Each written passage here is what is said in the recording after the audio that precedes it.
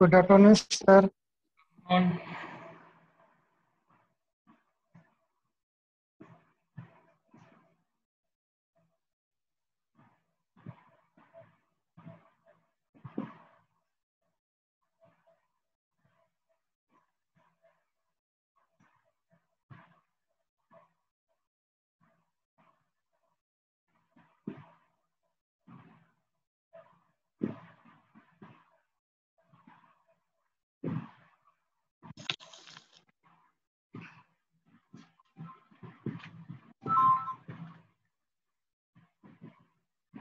हाँ सर बोलिए।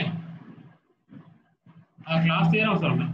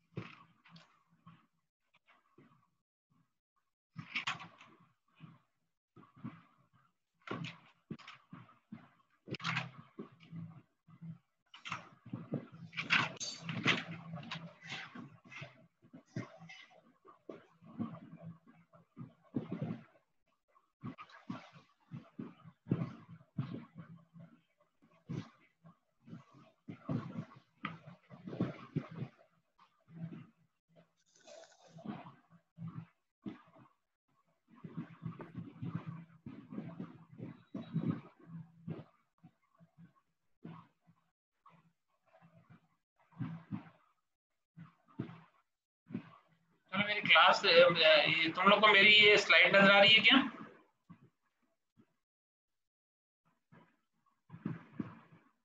Mithilesh Kumar yes sir, आ रही है। सर क्लास नजर आ रही है। तो स्टार्ट करते हैं। 1:40 होने वाला है और स्टार्ट करते हैं स्लाइड को। मैं आज तुम लोग को वी बेल्ट और रोप ड्राइव के बारे में बताने वाला था। इसके पहले वाली क्लास में मैं आप लोग को बेल्ट के वी बेल्ट के पुलिस के फ्लैट बेल्ट ड्राइव पुलिस के बारे में बताया था कि पुली का डिजाइन कैसे किया था, डिजाइन स्टेप बताया था, जिसमें जिसमें डिजाइन ऑफ उसका जो आर्म के बारे में डिजाइन किया जाता था, डिजाइन ऑफ उसकी विड्थ के बारे में, थिकनेस के बारे में, विड्थ कितना है उसका, फेस कितना है उसके बारे में हम लोग डिजाइन किए थे। और साथ ही साथ हब के डिजाइन के बारे में मैंने बताया था कि पुली जो है उसका जो हब कितना होना चाहिए और हब का लेंथ कितना होना चाहिए और हब का डायमीटर कितना होना चाहिए। तो वी बेल्ट और रोप ड्राइव्स के बारे में आज स्टार्ट करना है। और वी बेल्ट और रोप ड्राइव के बारे में इंट्रोडक्शन स्टार्ट करता हूँ मैं। यहाँ पर अभी कौन आया है? कृष्ण राणा। तो इंट्रोडक्शन ये है कि वी बेल्ट मोस्टली यूज किया जाता है फैक्ट्री और वर्कशॉप के लिए, जहां पर ज्यादा से ज्यादा अमाउंट ऑफ द पावर को ट्रांसमिट करने की जरूरत पड़े एक पुली से लेकर के दूसरी पुली के बीच।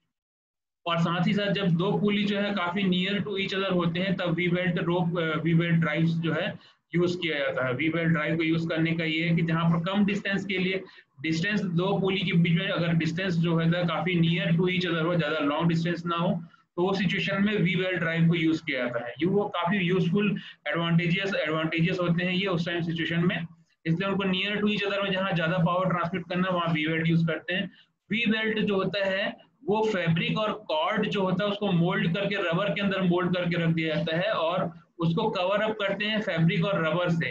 जैसे यहाँ फिगर में शो कर रहा हूँ, ये आपका कॉर्ड और फैब्रिक जो है, देखो यहाँ पर कॉर्ड और फैब्रिक जो है जो कॉर्ड फैब्रिक और कॉर्ड जो है उसको मोल्डेड करके रख दिया गया है रबर के साथ में, और इसको कवर अप करके रखा गया है फैब्रिक और रबर के साथ में। इसको फिर से फैब्रिक के साथ में कवर अप करके आते हैं। तो वी बेल्ट को इस तरीके से मैन्युफैक्चर किया जाता है, इसका मैन्युफैक्चरिंग कंसिडरेशन ये है। और ये जो वी बेल्ट होते हैं वो इंड लेस होते हैं, इनका कोई इंड पॉइंट नहीं होता कि दो कटिंग इंड पॉइंट हो और उसको जोड़ दिया जाए। ये जो वी बेल्ट होते हैं उनको इंड लेस बनाया जाता है। और ये जो पर्टिकुलरली सुटेबल होते हैं शॉर्ट ड्राइव के लिए काफी सुटेबल होते हैं। इंक्लूडेड एंगल जो होता है यहाँ पर वी बेल्ट का, ये जो आपका जो वी बेल्ट है टोटली ये वी शेप में नहीं होता, ये वी शेप को लेते हुए बना हुआ रहता है और ट्रेपेजॉइडल रहता है।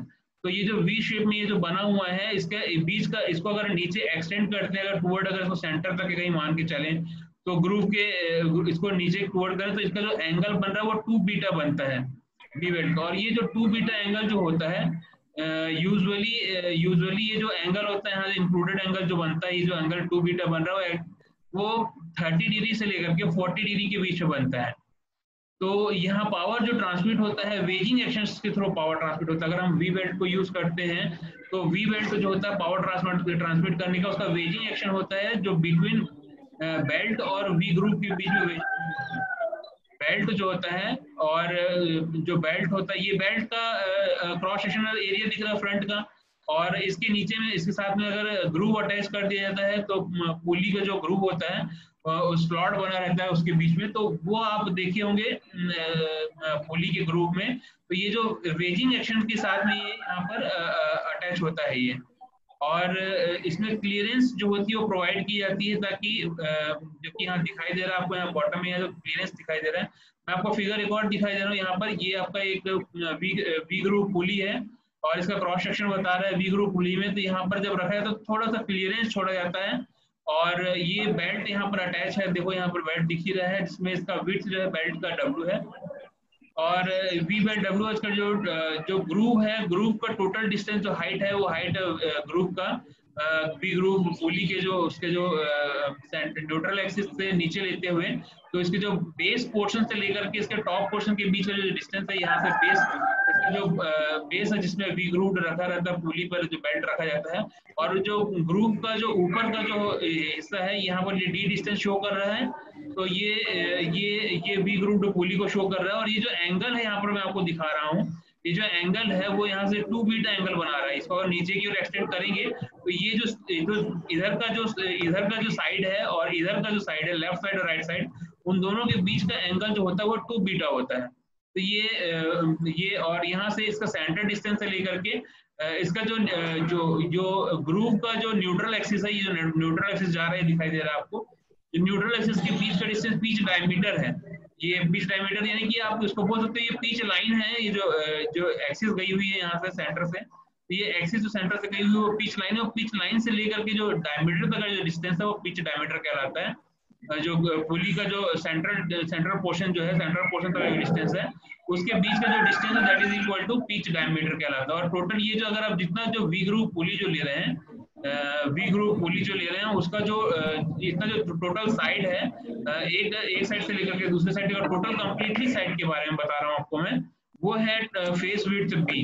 तो ये वी ग्रूव पुली का स्ट्रक्चर है, ये वी ग्रूव पुली का स्ट्रक्चर है। यहाँ W दिया हुआ है, D डिस्टेंस दिया हुआ है, 2 बीटा एंगल बना रहा है दोनों साइड के बीच में, और इसका जो सेंटर डिस्टेंस से लेकर के इसका जो न्यूट्रल एक्सिस पिच लाइन का जो एक्सिस है that is equal to pitch diameter है।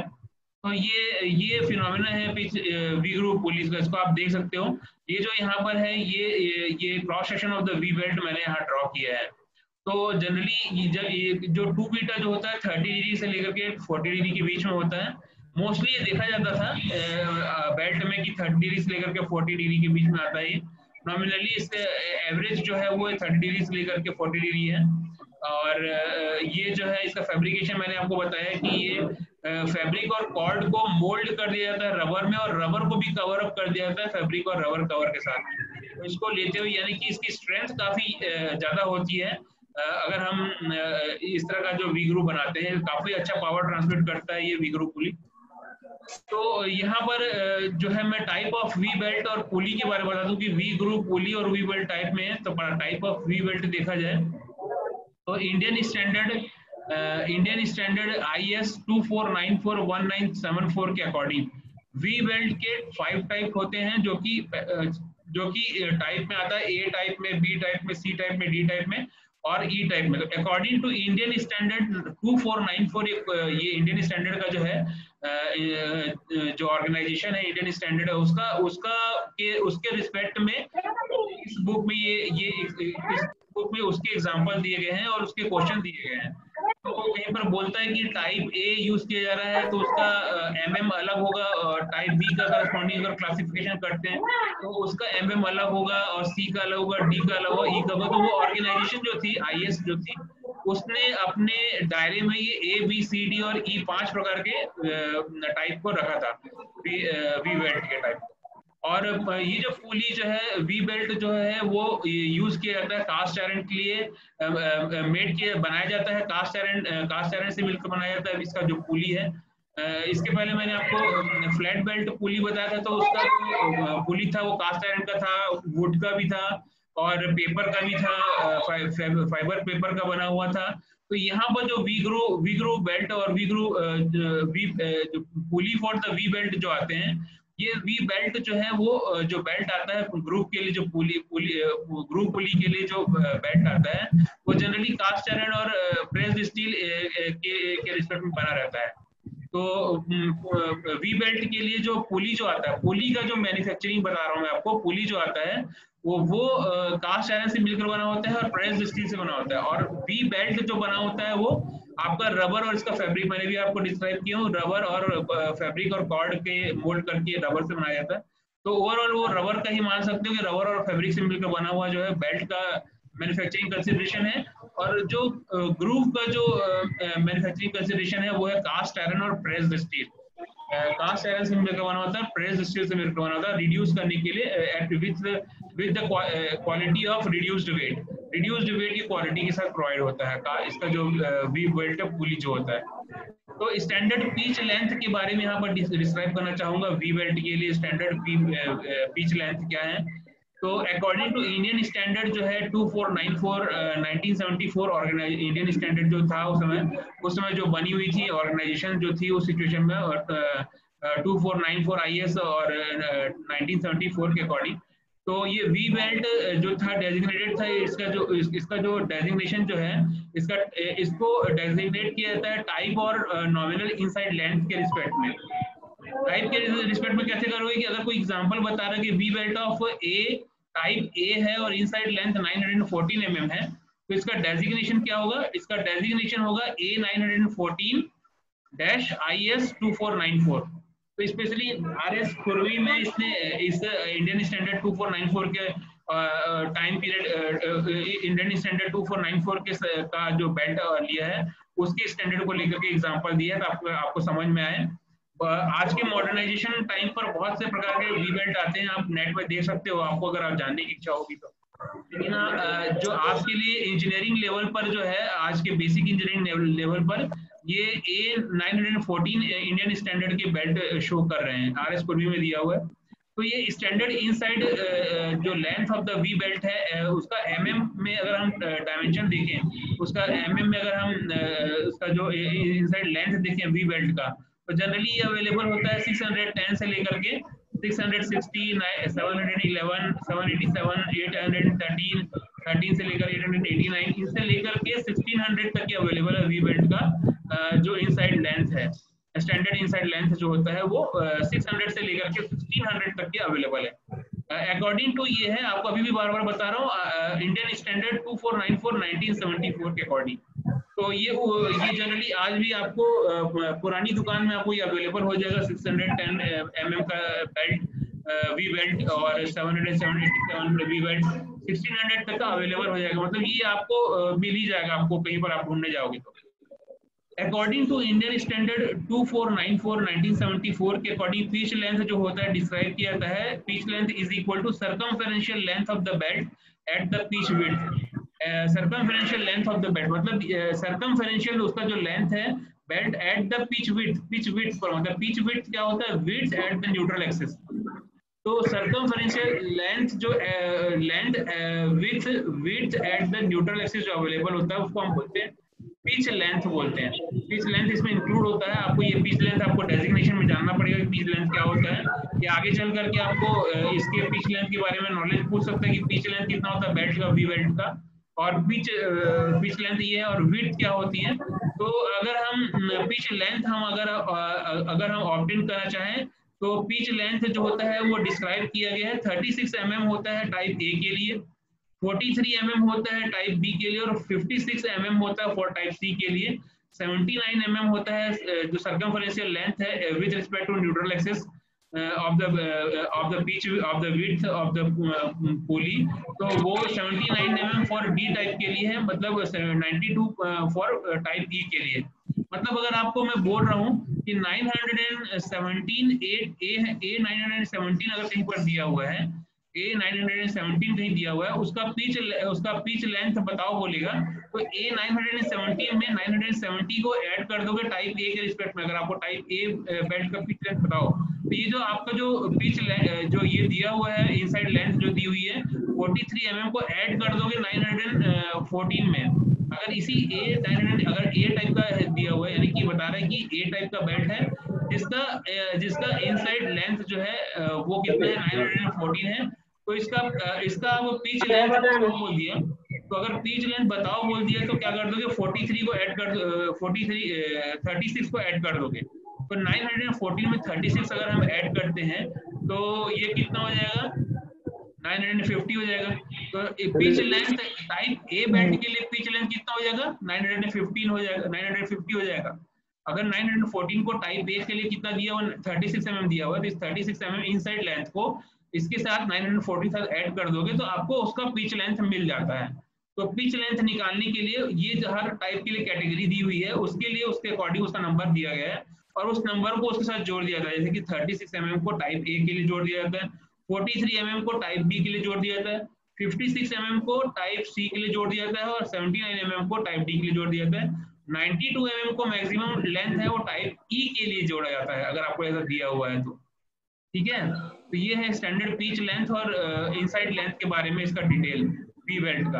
यहाँ पर एक टेबल शो कर रहा हूँ मैं आपको। अगर कोई पूछेगा कि भैया आपका जो टाइप ए है, बी है, सी है, उसका मिनिमम मैक्सिमम कितना डिस्टेंस है, तो ये पाया गया है इंडियन स्टैंडर्ड 2494/1974 ऑर्गेनाइजेशंस के अकॉर्डिंग। मतलब ये उस जगह का डेटा था कि उस समय ये जो बेल्ट थे ये ऑलरेडी अवेलेबल होते थे। तो इसमें भी जब ये मिलते थे तो टाइप ए में मिनिमम जो था उसका जो वी बेल्ट का मिनिमम जो mm लेंथ है, पिच लेंथ है, इसके यहाँ पर पिच लेंथ दिया हुआ है, दैट इज 645 पिच लेंथ दिया हुआ है मिनिमम, जो 696 दिया हुआ है मिनिमम, और मैक्सिमम जो आता था 3693 mm आता था। ये पिच लेंथ बता रहा है ना कि इनसाइड लेंथ बता रहा है, ठीक है ना। तो ये टाइप ए में स्टैंडर्ड पिच लेंथ है इसमें दिए हुए वी बेल्ट का, दैट इज इक्वल टू 645 696 से लेकर के 3090 693। और बी के लिए इनिशियली स्टार्ट होता था 932 1008 1059 से स्टार्ट होते हुए 1200 mm को पार करते हुए ये 5377 पर मिलता था बी टाइप के बेल्ट के लिए मिनिमम स्टैंडर्ड लेंथ है ये। और सी टाइप के लिए अगर आप बोल रहे हैं तो सी टाइप के लिए 1275 1351 1453 से लेते हुए 9149 यानी कि 9149 mm तक का मैक्सिमम लेंथ, मतलब उसके आसपास ये स्टैंडर्ड ये लेंथ है, ये वहां पर अवेलेबल हो जाता था। तो 9149 का सी टाइप का बेल्ट को बोलोगे तो वो उसके अकॉर्डिंग उस बेल्ट को प्रोवाइड कर देते थे। यहाँ पर डी का भी दिया हुआ है, डी इज इक्वल टू 3127 3736 4092 और 12222 जो दिया हुआ ये मैक्सिमम है डी के लिए। तो आप अगर वहाँ जो उस सिचुएशन में अगर आप बोलते कि डी टाइप का बेल्ट हमको चाहिए जिसका पिच लेंथ हमारा 6124 है, तो वो उस स्टैंडर्ड साइज के अकॉर्डिंग उस बेल्ट को निकाल कर प्रोवाइड कर देते थे। और जो बेल्ट जो आता था वो स्पेसिफिकली उस पर्टिकुलरली उस टाइम पीरियड के मशीन के लिए बेल्ट के लिए अवेलेबल होता था। जैसे कि आज की डेट में आप हमारे डायनेमिक्स ऑफ मशीन लैब में आप जाओगे तो डायनेमिक्स ऑफ मशीन लैब में वहां पर एक कैम फॉलोअर दिया हुआ है, सॉरी एक रोटेशनल के लिए एक इक्विपमेंट है जो कि वहाँ यूज होता है। तो उस रोटेशनल के लिए इक्विपमेंट में वहां पर बेल्ट जो है केवल वो बेल्ट उस टाइम पीरियड में मिलता था, अब उसका बेल्ट नहीं मिलता बताता है। मतलब ये कि ये इस चीज को बता रहा है कि जो स्टैंडर्ड पिच लेंथ वाले जो बेल्ट थे ये जो उसी चीज की मशीन के लिए बने होते थे जो उस मशीन के लिए दिया होता, मशीन के स्पेसिफिकेशन में दिया रहता था कि टाइप ए बेल्ट है उसका ये साइज है, मशीन के स्पेसिफिकेशन में लिखा रहता था टाइप बी बेल्ट है उसका ये साइज है, मशीन के स्पेसिफिकेशन में लिखा रहता था सी बेल्ट है उसका ये मिनिमम पिच लेंथ है और उसका इनसाइड लेंथ इतना है। तो ये उस टाइम जो आपका जो इंडियन स्टैंडर्ड 2494 1974 के अकॉर्डिंग जो है ये A B C D E type के बेल्ट थे और उनका पिच लेंथ स्टैंडर्ड ये दिया हुआ है। ठीक है, अब इसमें आते हैं एडवांटेज और disadvantage of the we belt के लिए। एडवांटेज और डिसएडवांटेज में फॉलोइंग टाइप का एडवांटेज है। पहला एडवांटेज देखते हैं वी बेल्ट का ओवर द फ्लैट बेल्ट के रिस्पेक्ट में। वी बेल्ट का क्यों वी बेल्ट का कंपैरिजन कर रहे हैं फ्लैट बेल्ट के रिस्पेक्ट में कि वी बेल्ट का फ्लैट बेल्ट के रिस्पेक्ट में क्या कंपैरिजन। तो वी बेल्ट ड्राइव जो था वो कॉम्पैक्टनेस प्रोवाइड करता था, मतलब स्थिरता प्रोवाइड करता था। स्थिरता मतलब उसकी स्थिरता मतलब जो ठोस होने के साथ साथ वो स्थिरता प्रोवाइड करता था, मतलब उसका जो कॉम्पैक्टनेस था मतलब स्थिरता होने के साथ साथ जो उसका कॉम्पैक्टनेस जो था वो प्रोवाइड करता था वी बेल्ट ग्रूव, जो कि due to small distance between centre of the pulley के लिए बेस्ट होता था। मतलब small distance of centre of the pulley के लिए वो काफी कॉम्पैक्टनेस प्रोवाइड करता था, स्थिरता प्रोवाइड करता था। आप मतलब स्थिरता का मतलब ये है कि अगर वो रोटेट हो रहा है एक स्पीड के साथ में तो स्मूथ मोशन के साथ वो प्रोवाइड होता है, स्मूथ मोशन के साथ रोटेट होता था, एक स्थिरता एक कांस्टेंटनेस के साथ चलता था वो। तो वो एक उसका एक यूजफुल था कारण था कि ये कॉम्पैक्टनेस प्रोवाइड किया जाता था वी बेल्ट को over the centre of the pulley के डिस्टेंस के बिटवीन में। दूसरा जो है ये जो ड्राइव है पॉजिटिव ड्राइव प्रोवाइड करता था क्योंकि slip between the belt and the pulley groove जो है नेग्लिजिबल होता था। मतलब ये जो स्लिप जो है आपका जो वी ग्रूव का जो बेल्ट का जो पुली है वो रोटेट होता था, कम से कम स्लिप होता था, कम से कम स्लिप। इस्माइल अंसारी अपना अपना अनम्यूट करो आप, इस्माइल अंसारी अनम्यूट करो अपने आप को।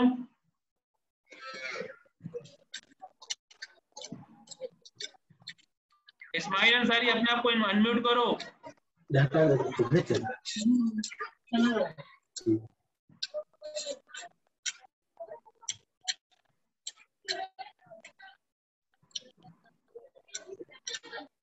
इस्माइल अंसारी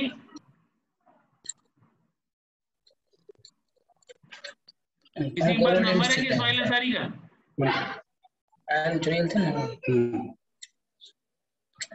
क्यों किसी दीपक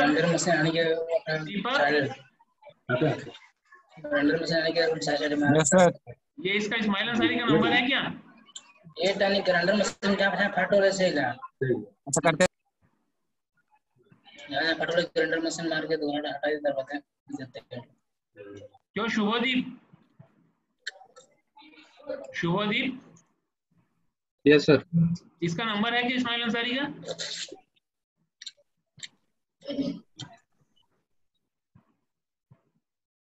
चलो हमें म्यूट कर दिए। तो ये जो है वी बेल्ट ग्रूव जो दिया हुआ है ये कॉम्पैक्टनेस प्रोवाइड करता था। दूसरा इसका स्लिप नेग्लिजिबल होता है, ये ग्रूव के साथ में जब ये रोटेट होता है तो ग्रूव के साथ में ये नेग्लिजिबल इसका स्लिप होता है बिटवीन द बेल्ट और पुली ग्रूव के बीच में। तो ड्राइव ये पॉजिटिव ड्राइव प्रोवाइड करता है। तीसरा जो है ये जो बेल्ट जो होता है मैड होता है इंडलेस बना होता है, इसलिए वहाँ कोई जॉइंट नहीं होता और जॉइंट के जो ट्रबल कंडीशन आती है जॉइंट में जो रफ ड्राइव होता है वो रफ ड्राइव प्रोवाइड ना होकर के स्मूथ ड्राइव प्रोवाइड करता है। तो ये ड्राइव को भी स्मूथ प्रोवाइड करता था और साथ ही साथ ये इंडलेस प्रोवाइड होता है। तो ये इसलिए ये इसका जो है इसमें नो जॉइंट ट्रबल की प्रॉब्लम क्रिएट होती है। जॉइंट ट्रबल इसमें प्रॉब्लम क्रिएट नहीं होता है, जॉइंट ट्रबल जो होता है वो नहीं होता। तो ये जो वी बेल्ट जो है वो इंडलेस मिलकर बना होता है और ये ड्राइव जो है स्मूथ बनता है। चौथा जो है ये प्रोवाइड करता है लॉन्गर लाइफ 3 to 5 ईयर तक। मतलब ये जो इंडियन स्टैंडर्ड का जो मैं आपको बात कर रहा था तो ये जो वी बेल्ट जो है इसकी लॉन्गर लाइफ होती है 3 to 5 ईयर की। 5 ईयर मतलब कम से कम ये 3 साल से लेकर के 5 साल तक के चलने की इसकी कैपेबिलिटी होती है। और ये जो है ये इजिली इंस्टॉल्ड हो सकता है और इजिली रिमूव किया जा सकता है। जब वी बेल्ट ग्रुप को इजिली इंस्टॉल किया जा सकता है और इजिली रिमूव किया जा सकता है। ये इसकी क्वालिटी एडवांटेज है। और operation of the belt and पुली जो है वो क्वाइट होता है। इसका जो बेल्ट और पुली के बीच में जो ऑपरेशन होता है, तो ये इसका जो वर्किंग फिनोमिना होता है वो बहुत ही शांतिपूर्वक के हिसाब से ये रनिंग कंडीशन में ऑपरेट हो जाता है। तो ये ऑपरेशन जो होता है बेल्ट और पुली के बीच में, ये इसका एक काफी एडवांटेजेस है कि बेल्ट और ग्रुप के बीच में ये काफी नॉइज प्रोवाइड नहीं करता है। तो ये है इसका छठवां एडवांटेज है। सातवां एडवांटेज बोलता है कि बेल्ट के पास एबिलिटी टू कुशन है शॉक एब्जॉर्ब करने की। तो बेल्ट के पास जो एबिलिटी होती है, कुशन एबिलिटी होती है, जो कि शॉक और मशीन के बीच में, जब मशीन स्टार्टेड होता है तो इसके बीच में अगर कहीं शॉक जनरेट हो जाता है तो उसको एब्जॉर्ब करने की कैपेबिलिटी होती है बेल्ट की। ये सातवां एडवांटेज है। और आठवां एडवांटेज है इसका कि ये जो बेल्ट है ये हाई वेलोसिटी रेशियो में ऑब्टेन कर सकता है, हाई वेलोसिटी रेशियो ऑब्टेन कर सकता है अगर हम इसको ऑपरेट करते हैं तो ये इसके 8 एडवांटेज हैं। एडवांटेज जो है इसके ये 8 प्रकार के एडवांटेज हैं। डिसएडवांटेज क्या है कि ये जो we belt drive it can not be used with a large centre distance. Large centre distance के साथ ये यूज नहीं किया जाता ज्यादा लार्ज सेंटर डिस्टेंस, बिकॉज इसका कारण ये है कि larger weight per unit length में एप्लीकेबल हो जाता है, तो उसी कारण इसको लार्जर डिस्टेंस के लिए यूज नहीं किया जा सकता। दूसरा डिसएडवांटेज ये है कि वी बेल्ट जो है ड्यूरेबल नहीं होता है। ये एज ए फ्लैट बेल्ट के रिस्पेक्ट में ये ज्यादा ड्यूरेबल नहीं होता है। इसका मैंने आपको टाइम पीरियड बताया भी, 3 से लेकर के 5 साल तक का है, तो इसका ड्यूरेबिलिटी जो होती है वो फ्लैट बेल्ट के रिस्पेक्ट में ज्यादा नहीं होती है। तीसरा जो इसका डिसएडवांटेज है कि कंस्ट्रक्शन जो होता है पुली का और वी बेल्ट का, वो वी बेल्ट और कंस्ट्रक्शन जो होता है पुली बेल्ट का वो थोड़ा सा कॉम्प्लिकेटेड कंस्ट्रक्शन में होता है। तो चौथा जो कारण है we belt life greatly influenced with temperature changes के साथ में बेल्ट की लाइफ इन्फ्लुएंस हो जाती है। इम्प्रॉपर बेल्ट टेंशन प्रोवाइड करता है। इम्प्रॉपर बेल्ट टेंशन और mismatching of the belt with respect to length के रिस्पेक्ट में ये मिसमैचिंग भी होती है। तो टेंशन और mismatching of the belt length के कारण ये इम्प्रॉपर वर्किंग फिनोमेना होता है। अगर टेम्परेचर अगर हम इंक्रीज कर देते हैं, मान लो कहीं पर अगर कोई काफी हॉट प्लेस में, हमने हॉट सेक्शन में फाउंड्री और फोर्जिंग में अगर हमको इसको यूज करना है, तो इसमें टेम्परेचर के साथ में इसका बदलाव आता है। टेम्परेचर के साथ में इसकी एफिशिएंसी जो होती है वो रिड्यूस होती है। तो ये कुछ डिसएडवांटेज हैं वी बेल्ट के। और यहाँ पर ratio of the driving tension for we belt ratio of the driving tension for we belt मैं आपको बताना चाहूंगा कि क्या होता है। अगर मैंने ये वी बेल्ट लिया है, इसका ग्रुप जो है एंगल 2 बीटा बना रहा है, साइड में अगर इसका नॉर्मल रिएक्शन R1 है और ये लेफ्ट साइड में भी और राइट साइड में भी नॉर्मल रिएक्शन R1 है, तो इसका जो है पर्टिकुलरली वर्टिकल डिस्टेंस पर जो अगर नॉर्मल फोर्स बोल रहे हैं रिएक्शन जो है R1 है, तो इस सिचुएशन में मैं यहाँ पर बोलूंगा कि R1 is the normal reaction between the belt and the side of the group का जो R1 नॉर्मल रिएक्शन है। और R जो है total reaction in the plane of group है। प्लेन ऑफ ग्रुप के रिस्पेक्ट में R जो टोटल रिएक्शन है। म्यू अगर coefficient of the friction between the belt and the sides of the group है, म्यू अगर कोएफिशिएंट ऑफ फ्रिक्शन है between the belt and side of the group, तो R1 is equal to इसका formula होगा R/2 sin beta. R/2 sin beta इसका जो formula होगा।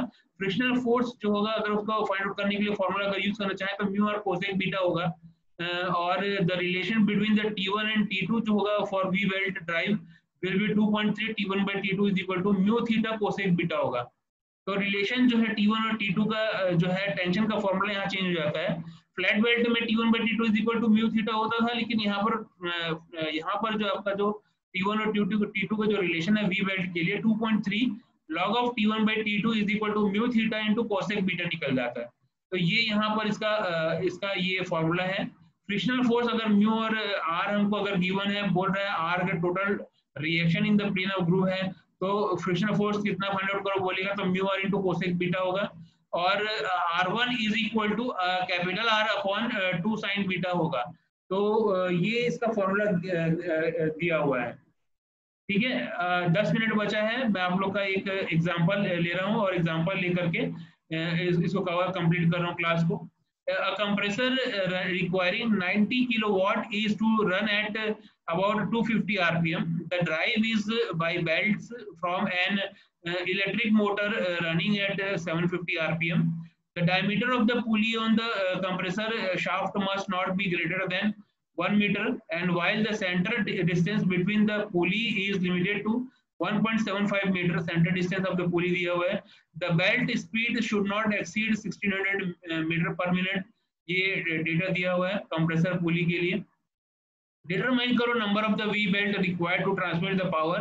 If each belt has a cross sectional area of 375 millimeter square, density दिया हुआ है 1000 kg per meter cube, and allowable tension stress दिया हुआ है आपका 2.5 megapascal. The groove angle of the pulley is 35 degree दिया हुआ है groove angle, और coefficient of the friction between the belt and the pulley दिया हुआ है 0.25. कैलकुलेट करो length of the required each belt. इसके क्वेश्चन कैसे आते हैं ये आपको यहाँ से आइडिया हो जाएगा। तो सबसे पहले जो डेटा दिया हुआ है उसको हम शॉर्ट आउट कर लेते हैं। पावर दिया हुआ 90 किलोवाट इज इक्वल टू यानी कि आपका 90 × 10⁻³ वाट। N2 आरपीएम दिया हुआ है 250 आरपीएम, N1 दिया हुआ 750 आरपीएम, N1 की वैल्यू। D2 डायमीटर जो है जो दिया हुआ है पुली का डायमीटर D2 दिया हुआ है, that is equal to 1 metre. X is equal to 1.75 metre. V is equal to 1600 metre per minute, यानी कि इसको सेकंड में मीटर पर सेकंड में चेंज करेंगे तो 26.67 मीटर पर सेकंड होगा। A जो दिया हुआ है that is equal to 375 mm square, 375 × 10⁻⁶ metre square दिया हुआ है। Rho is equal to 1000 kg per metre cube होता है, और sigma is equal to 2.5 megapascal होता है, 2.5 न्यूटन पर mm स्क्वायर। 2 बीटा एंगल दिया हुआ है, तो याद रखना कभी भी एंगल अब जो दिया हुआ है वो 2 बीटा के बराबर दिया हुआ है, यानी कि बीटा का एंगल जो दिया हुआ है 17.5 दिया हुआ है, और म्यू इज इक्वल टू 0.25 दिया हुआ है म्यू की वैल्यू। तो जैसे कि हम डायमीटर ऑफ द पुली अगर फर्स्ट ऑफ ऑल फाइंड करते हैं diameter of the pulley on the motor shaft, तो यहाँ से N1/N2 is equal to D2/D1, ये फॉर्मूला मैं आपको बताया था। तो यहाँ V ग्रुप के लिए भी D1 is equal to D2N2 divide by N1 हो जाएगा। तो 1 × 250 डिवाइड बाय 750 दिया हुआ है, D1 is equal to 0.33 metre दिया है, फाइंड आउट हो जाएगा। तो D1 हमको मिल गया। ओपन बेल्ट ड्राइव के लिए शोन किया एज शोन दिया हुआ है, इसकी sine alpha is equal to कितना होगा, तो ये मैंने यहाँ पर डायग्राम बनाया। अगर आप यहाँ से साइन अल्फा निकालना चाहते हैं तो उसके लिए यहाँ से क्या हो जाएगा, O2m/O1 O2, ये O1 है, ये O2 है, और यहाँ तक का m है। तो O2 ये जो दिया हुआ है यहाँ से O2m is divided by O1 O2, या इसको लेने की जरूरत नहीं, आप सीधा sine alpha is equal to R2 - R1/x करो, यही फॉर्मूला है ओपन बेल्ट के लिए। तो D2 - D1/2x करोगे, O2 O1 को छोड़िए, आप यहाँ से R2 - R1/x ले लो, या D2 - D1/2x ले लो। तो 1 - 0.33 डिवाइड बाय 2 × 1.75 ले लेते हैं। Sine alpha is equal to 0.1914 हो जाएगा, और अल्फा इज इक्वल टू 11.04। तो अल्फा का फॉर्मूला, इस फॉर्मूले से हम अल्फा निकाल सकते हैं। थीटा जो है उसका फॉर्मूला होता है 180 - 2 अल्फा, यानी कि 180 - 2 × 11.04, 180 - 2 × 11.04, यहाँ से कैलकुलेट करोगे तो 157.92 डिग्री मिल जाएगा। रेडियन में चेंज करने के लिए इसको π/180 कर दोगे तो यहाँ से रेडियन में चेंज हो जाएगा 2.74। अब जैसे कि हमको मालूम है मास का फॉर्मूला होता था area into length into density, जैसे कि हम फ्लैट बेल्ट में देखते थे। तो यहाँ पर 375 एरिया दिया हुआ 10⁻⁶, लेंथ 1 मीटर, डेंसिटी 1000 दी हुई थी, इसको कैलकुलेट करोगे तो 0.375 kg पर मीटर आ जाएगा। सेंट्रीफ्यूगल टेंशन के लिए क्या होगा, TC is equal to mv², जैसा कि हम फ्लैट बेल्ट में करते थे। तो यहाँ से TC is equal to mv² के हिसाब से m हमने अभी कैलकुलेट किया 0.375, और v² में 26.67 का स्क्वायर, और इज इक्वल टू 267 न्यूटन होगा। तो maximum tension in the belt T is equal to sigma into area, यानी कि 2.5 × 375 इज इक्वल टू 937.5 न्यूटन हो जाएगा tension, maximum tension sigma into area से। तो tension in the tight side अगर हमको निकालना है तो क्या हो जाएगा, T1 is equal to T - TC, यानी कि 937.5 - 267, तो इसको कैलकुलेट करने पर 670.5 न्यूटन आ जाएगा T1 की वैल्यू। और मैंने यहाँ पर आपको बताया कि T1/T2 जो रेशियो का जो फॉर्मूला है वो यहाँ पर म्यू थीटा कोसेक बीटा होता है। तो T1/T2 को कैलकुलेट करोगे म्यू थीटा कोसेक बीटा के मल्टीप्लिकेशन में, तो 2.295 आया, और T1/T2 को कैलकुलेट करोगे 9.95 आया, तो दैट इज ये रेशियो आया है। इसको यहाँ से कैलकुलेट करो तो T2 इज इक्वल टू 67.4 मिल जाएगा। तो T1/T2 को कैलकुलेट कर दिए तो वहां से आपका T2 मिल गया, T1 आपको यहाँ पर मिल गया था, T1 minus tension minus centrifugal tension calculate करने पर नंबर ऑफ द बेल्ट अगर आपको फाइंड आउट करना है तो नंबर ऑफ द बेल्ट की पावर ट्रांसमिटेड पर belt is equal to T1 minus T2 into V velocity होता है पावर ट्रांसमिटेड, और इसको पावर को कैलकुलेट करोगे तो 16.085 किलोवाट आ जाएगा।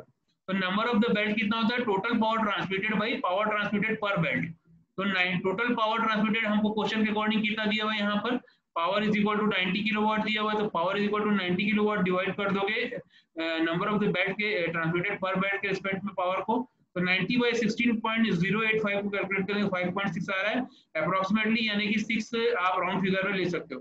Number of belt, length of the each belt के लिए आपको क्या फॉर्मूला है, length of the each belt के लिए R1 is equal to D1/2 है, तो यहाँ से 0.1665 मीटर आ गया, और R2 is equal to D2/2 आ जाएगा, तो 1/2 से 0.5 metre.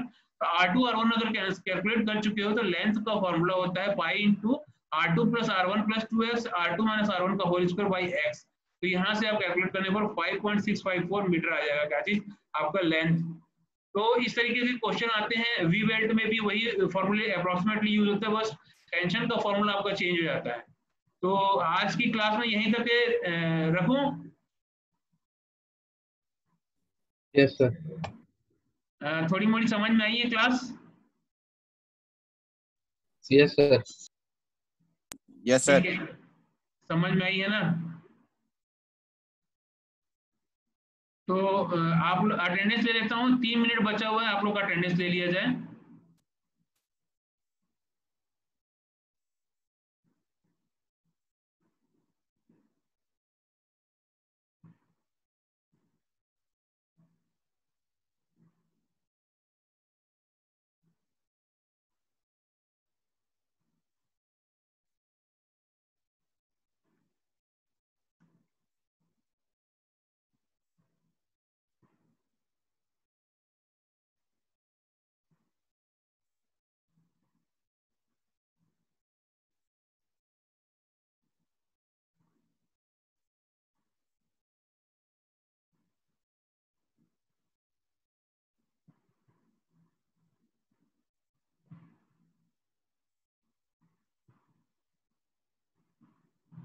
Ravi Ranjan,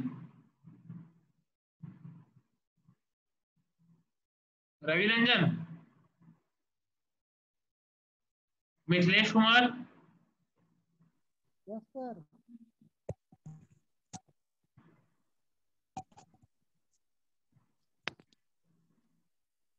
Amarjeet Mahato, yes sir. Class है ठीक है, समझ में आई है? Yes sir. ठीक है, चलो तो आज के लिए यहीं पर कंप्लीट करते हैं। आप अब लीव करना चाहते हो तो लीव कर सकते हो, या पूछना चाहते हो तो पूछ सकते हो कुछ।